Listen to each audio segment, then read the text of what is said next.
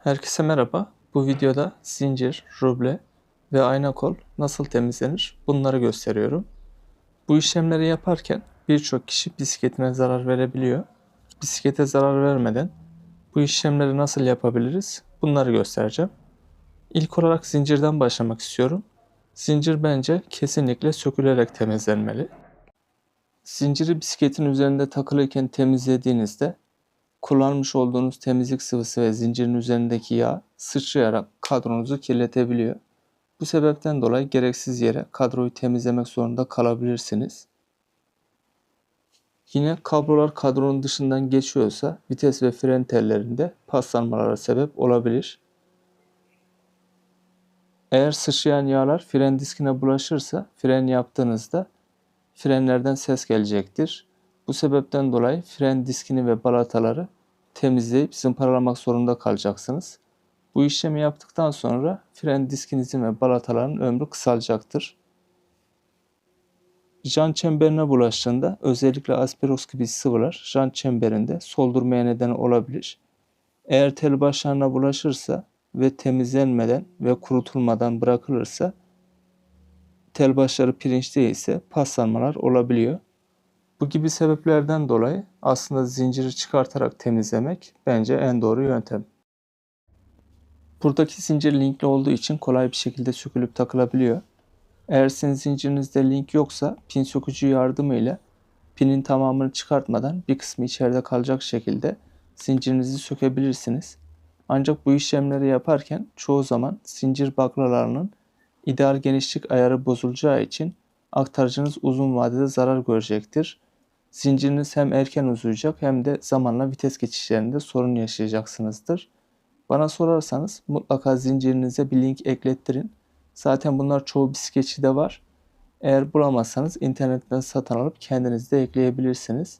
Zincire link eklemek bence bisikletinize yapabileceğiniz fayda maliyet açısından en önemli güncellemelerden bir tanesi.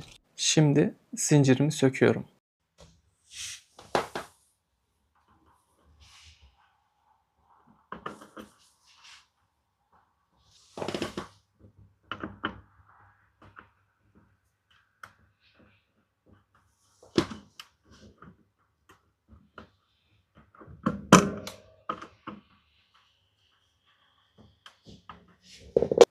Ben zincirimi temizlerken benzin kullanıyorum.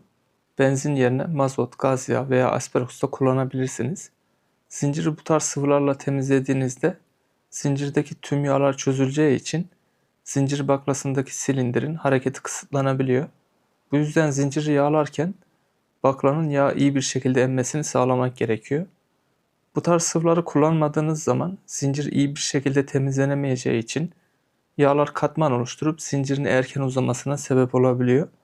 Eğer düzgün yağlanacaksa bence bu tarz sıvıların kullanılmasında herhangi bir sakınca yok.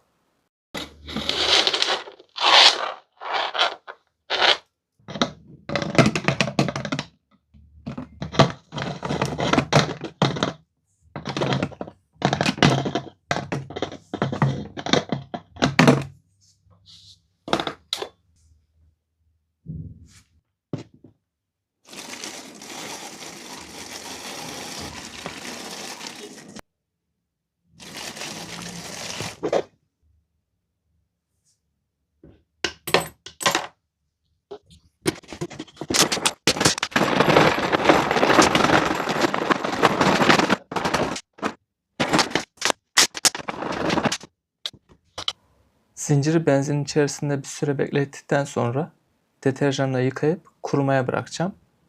Bu süre içerisinde ayna kol ve rubleyi göstermek istiyorum. Ayna kolun eğer yıkanması gerekmiyorsa sökmeden temizleyebilirsiniz. Ben bu işlemi yaparken dış fırçası ve sünger kullanacağım. Fırça kuruyken dişlerin üzerindeki toz ve yağ kalıntılarını ilk olarak alacağım.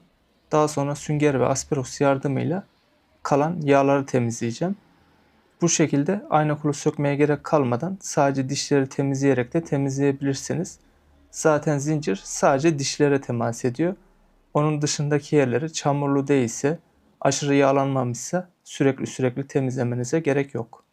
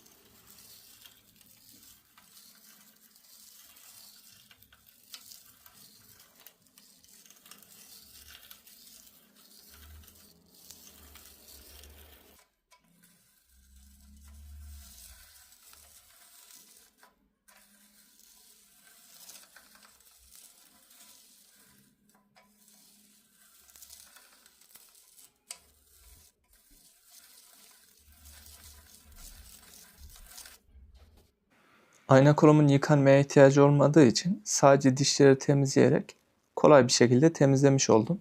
Şimdi rubleye geçiyorum.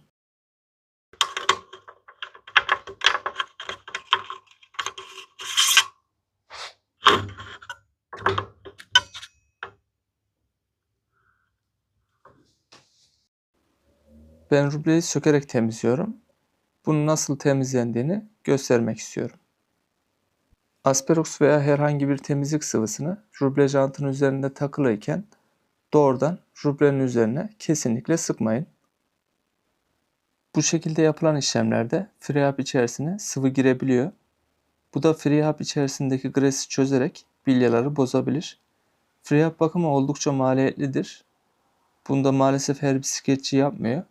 Zaten bu bakımı yaptıracağınız paraya kaset ve ruble sökücü alabiliyorsunuz. Yine eğer jant göbeği içerisine sıvı kaçarsa göbeğin iç kısmındaki bilyeleri paslandırıp bilye çanağının paslanmasına ve bozulmasına sebep olabiliyor. Bunlar yedek parça olarak satılmadığından jant göbeğini değiştirmek zorunda kalabilirsiniz. Şimdi nasıl yapıldığını gösteriyorum.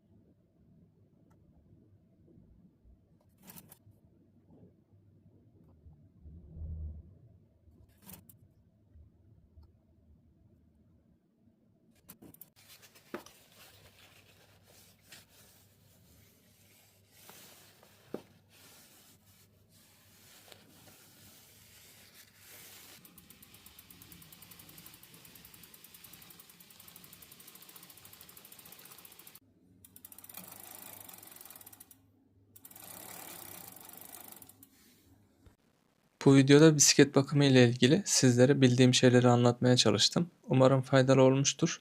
Aklınıza takılan sorular olduysa bunu yorumlar kısmında sorabilirsiniz. Herkese keyifli sürüşler.